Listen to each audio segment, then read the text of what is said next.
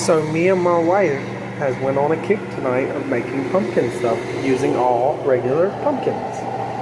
And I am very happy about my wontons. They are delicious with a little bit of cinnamon.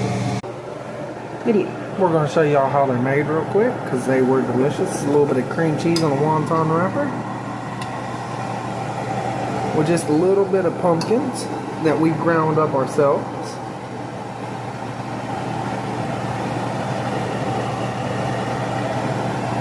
We're just going to fold them into little envelopes. Make sure that you wet all corners decently or they will explode.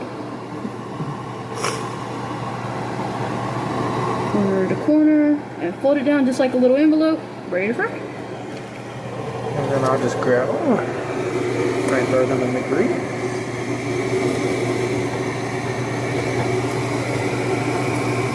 Don't mind my pumpkin seeds back there.